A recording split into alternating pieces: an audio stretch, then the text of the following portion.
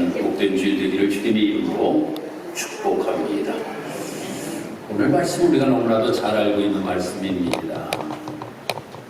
어떤 성읍에 아주 잘 사는 사람과 아주 가난한 사람이 살고 있었습니다. 한 사람은 양도 많고 소도 많고 염소도 많고 많은 짐승들을 키우고 있었습니다. 그런데 한 집은 한 마리의 양만을 키우는 사람이었어요. 그 한 마리의 양이 너무나도 귀하기에 딸처럼 여겼어요. 그런데 어느 날 부잣집에 손님이 찾아왔습니다. 이 부잣집에 손님이 찾아왔는데 대접을 해야 되는 거예요. 이 팔레스타인 문화에서는 손님이 왔을 때에는 무엇인가 잘 대접하는 것이 관례입니다. 그래서 양을 잡을까 가서 보니까 이 양도 아까워. 소를 한 마리 잡을까?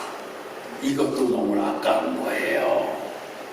아니, 요즘 염소탕이 유명한데 이 염소를 한 마리를 잡을까? 아까운 거예요. 근데 번쩍 생각이 떠오르는 것이 옆집에 양 한 마리가 있더라.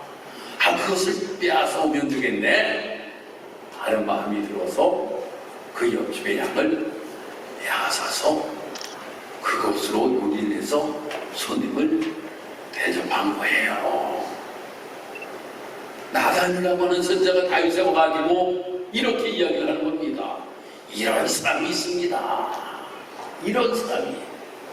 그러니까 다윗이 듣고 그 다윗 왕이 너무나도 화가 나는 거예요. 아니, 이놈이 양도 있고 염소도 있고 소도 있는 놈이 남의 집에 양 한 마리를 빼앗아서 손님을 접대했단 말이야. 마땅히 죽어야 마땅할 놈이라고 왕이 소리를 칩니다. 그러니까 그때에 나단 선지자가 그 사람이 바로 당신입니다 라고 이렇게 이야기를 하는 거예요. 그러니까 이 다윗이 깜짝 놀랄 수밖에 없지요.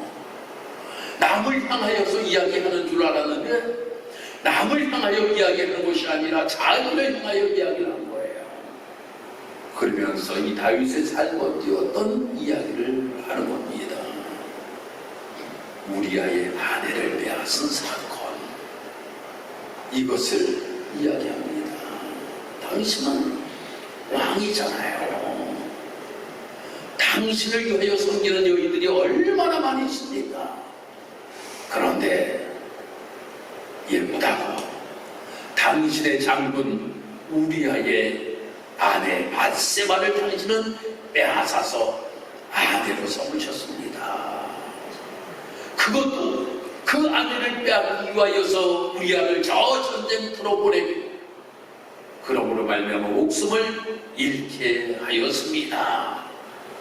그러니 당신이 저 성읍의 부자와 똑같은 사람이라고 지적을 하는 거예요. 여러분, 우리가 내가 잘못을 하여도 누가 내 잘못을 지적하면 기분 나빠요. 지금 다윗은 주위가 왕이에요. 왕의 이야기는 법입니다. 지금은 그럴 수가 없지요. 대통령이라고 할지라도 그렇게 할 수 없지만 예전의 왕은 왕말이 법인 것입니다. 그 이야기를 들었을 때 기분 나쁘다고, 야, 너가 나한테 그렇게 이야기를 할 수가 있어? 여보라, 이놈을 잡아다 가두어라, 이놈을 잡아서 죽여라 라고 이야기하면 신하들은 그냥 따를 수밖에 없는 겁니다. 그런데 그 이야기를 들었을 때에 내가 잘못했다, 내가 잘못했다. 정말 내가 잘못했다.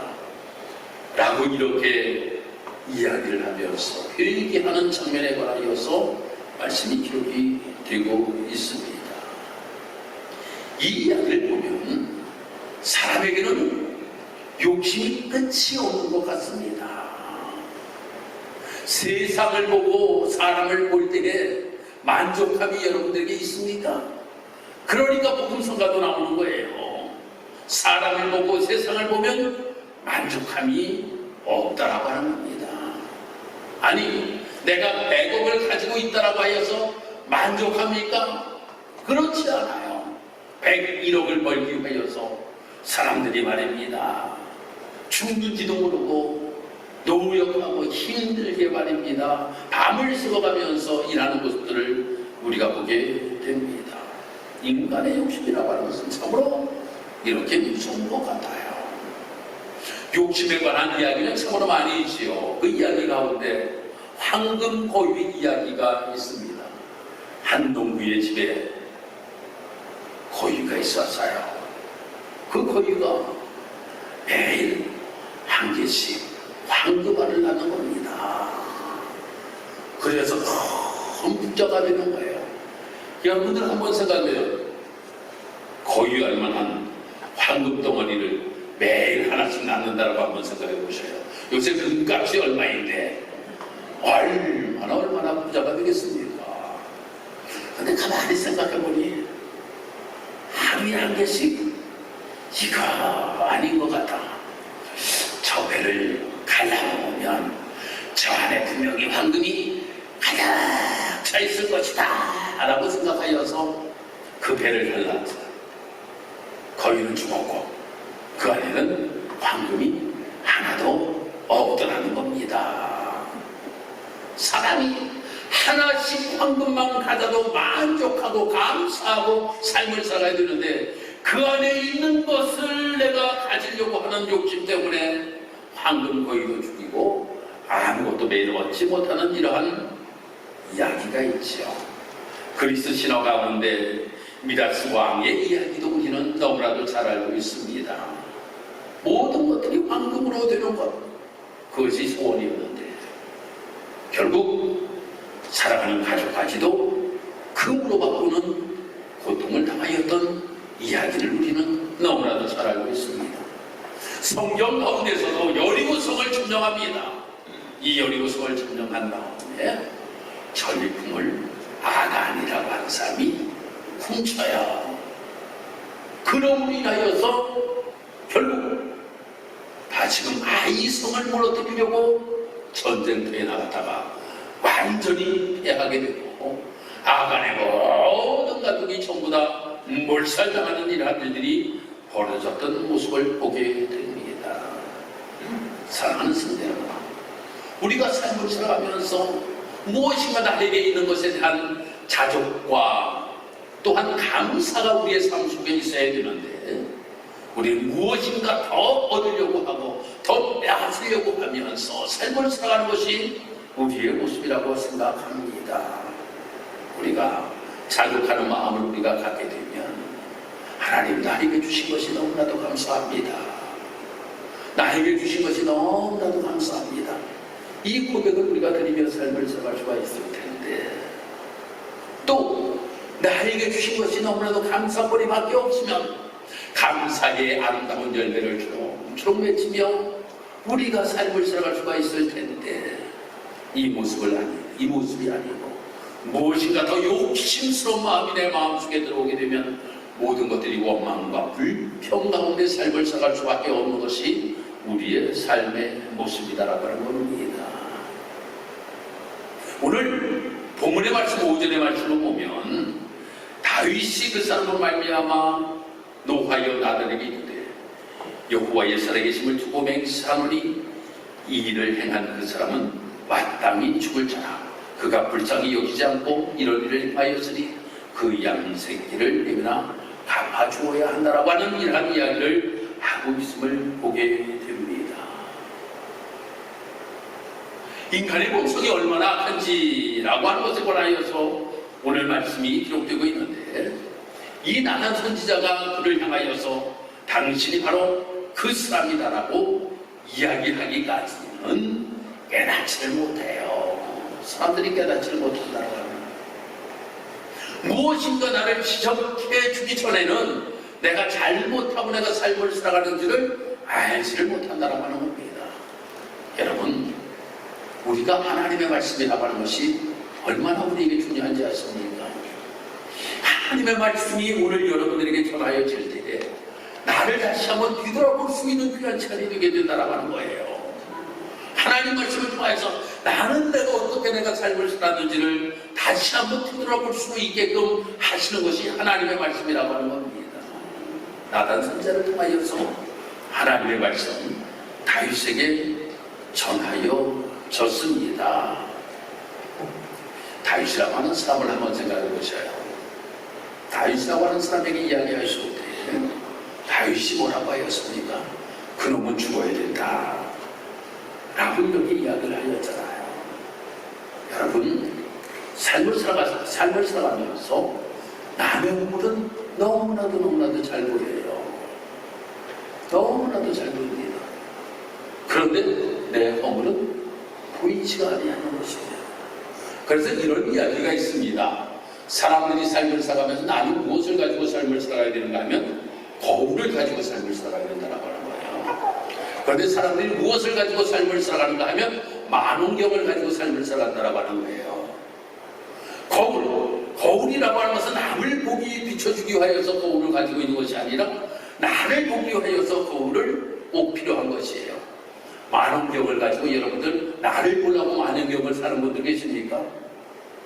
만원경은 무엇인가 다른 것을 보기 위하여서 만원경을 우리가 사잖아요. 먼 데 있는 것까지도 줌을 당겨가지고 뭐하나 뭐 있나 라고 하는 것을 보기 위하여서 만원경을 가지고 있는 거예요. 그런데 우리가 삶을 살아가면서 꼭 필요한 것이 무엇인가 하면 만원경이 아니라 우리에게는 거울이 필요하다라고 하는 겁니다. 나를 볼 수 있는 모습을 가지고 삶을 살아갈 수 있는 우리의 모습, 이것이 바로 성도들의 삶의 모습이 되어야 된다라고 하는 겁니다. 사랑하는 성도 여러분, 다윗은 말입니다. 하나님이 분명히 보고 계시는 것을 어쩌면 그가 신앙인이었기 때문에 알 수 있었을 거예요. 그런데도 하나님을 나를 보고 계신다라고 하는 인식을 가지고 있지를 아니하였다라고 하는 겁니다. 여러분, 우리가 삶을 살아가면서 하나님이 지금 나를 보고 계신다라고 하는 것, 이것은 너무나도 귀하다라고 하는 겁니다. 아니, 다윗은 말입니다. 알리바이를 만들기 위해서 얼마나 노력했는지 몰라요. 그 아내를 빼앗기 위하여서 말입니다. 아니, 임신을 지키고 나서 남편하고 같이 잠을 자게끔 하기 위하여서 우리아를 휴가를 보내가지고 말입니다. 야, 집에 들어가서 자라. 집에 가서 자라고 이야기를 해요. 근데 우리아는 자지 않고, 아이고, 우리의 군인들이 다 전염되어 있는데 내가 어떻게 거기에 잘 수 있겠습니까 하고 자지도 않는 거예요. 알리바이를 만들기 위하여서 엄청난 노력을 이 다윗이 많이 합니다. 그런데 그 알리바이를 사람은 속일 수가 있을 줄 있어요. 사람은 속일 수 있다 할지라도 하나님은 절대로 속일 수가 없잖아요. 그럼에도 불구하고 이 알리바이를 만들기 위하여서 얼마나 노력하였는지 모릅니다. 그때에 나단 선지자가 다윗에게 와서 하나님을 알고 계신다. 너가 아무리 훔치려고 하여도 하나님은 알고 계신다 라고 하는 것을 전하여서 분명하게 이야기를 할 때에 그는 거기에서 흥분하십니다. 그리고 결단합니다. 잘못했습니다라고 하는 것을 결단하는 그의 모습을 우리는 보게 됩니다. 무엇인가 우리가 하나님 말씀이 들려질 때에 우리는 그 말씀에 대하여서 결단할 수 있는 우리의 삶의 모습이 필요하다라고 하는 겁니다. 하나님이 나에게 말씀하시는데 그 말씀을 듣는 순간 이제는 나는 이러한 모습을 가지고 내가 삶을 살아야지 라고 하는 이 결단이 우리에게는 꼭 필요하다라고 하는 거예요. 성경을 우리가 보면 결단의 대표적인 말씀들이 많이 기록되고 있어요. 여호수아 24장 15절에 가서 말씀 보면 오직 나와 내 집은 여호와를 섬기겠노라 라고 이렇게 고백을 하는 모습을 보게 됩니다. 이스라엘 백성들이 너무나도 하나님을 떠나서 죄악 가운데 저들이 삶을 살아가고 있는 거예요. 우상 숭배에 빠져 삶을 살아가는 거예요. 그들 다 모아놓고 이야기합니다. 나와 내 집은 오직 여호와 하나님만을 섬기겠다. 너희들은 어떡할래? 라고 이렇게 이 여호수아가 자기의 신앙적인 결단을 하는 내용에 관하여서 여호수아를 읽어보면 말씀이 기록이 되고 있습니다. 또 룻기서 1장 16절에 가서 말씀을 보면 룻이라고 하는 여인이 말입니다. 이제 저 고향으로 어머니가 돌아간다라고 이야기할 때에 거기에서 이야기하는 어머니를 떠나며 따르지 말라고 강권하지 마소서라고 이렇게 이야기하면서 어머니가 가는 땅으로 내가 되려고 다시금 돌아가겠다라고 하는 이 결단을 하는 이 룻의 모습을 보게 됩니다.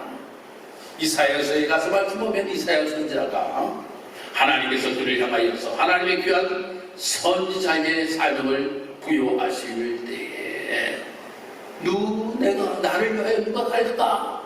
라고 이렇게 하나님 말씀하시니까 내가 여기 있나이다. 나를 보내주소서. 이 결단을 하는 내용에 관하여서 말씀이 기록되고 있습니다. 다니엘서를 가서 말씀을 읽어보면 다니엘이도 결단의 순간이 옵니다. 기도하는 사람 다 사자굴 속에 넣겠다라고 하는 이런 이야기를 합니다. 내가 사자굴 속에 들어가지 아니하려면 기도하지 아니하면 되겠다라고 하는 마음이 분명히 조금 들었겠지만 내가 그래도 하나님을 믿는 사람인데 다니엘의 뜻을 정하여서 정말 하나님 앞에 기도하는 것을 쉬지 아니하고 기도하였던 그의 삶의 모습을 우리는 보게 됩니다. 또 마태복음 16장 24절에 가서 말씀을 읽어보면 예수님께서 누구든지 나를 따라오려거든 자기를 부인하고 자기 십자가를 지고 나를 따를 것이니 라고 이렇게 말씀합니다.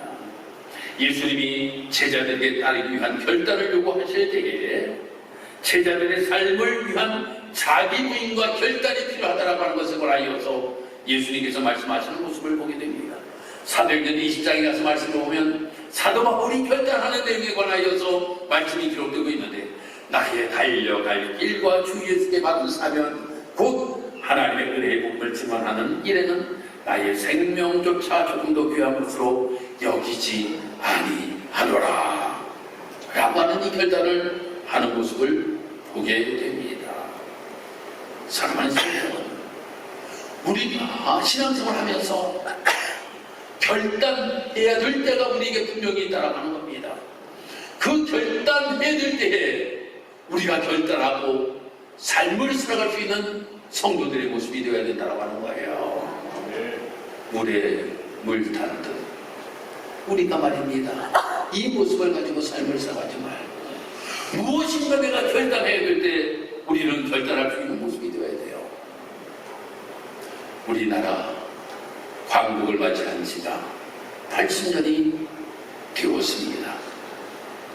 이번 광복 80주년을 맞이하면서 충청도에는 아주 유명한 독립투사들이 참으로 많이 있었습니다. 그 중에서 저 충남 예산에 유명한 분이 한 분 계시죠. 충청도 분들은 다 아실 것 아닙니까? 윤봉길 의사, 예산 덕산 사람이에요. 예산 덕산 사람이에요. 이 사람이 말입니다. 이 사람이 이제 1932년도 4월 29일 날 이 상하이 공원에서 열린 일왕 생일 및 상하이 사변 전승 축하식에서 도시락 폭탄과 물병 폭탄을 던져서 일본군 고위 인사들을 처단하는 일이 있었어요. 이런 재미있는 이야기가 있어요.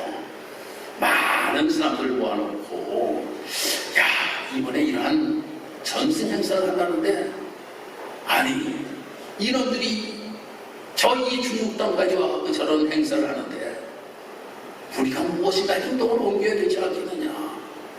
저들에게 폭탄을 만들어서 던져야겠는데 라고 이렇게 이야기하니까 윤봉길 의사가 이렇게 이야기를 하였다라고 하는 겁니다.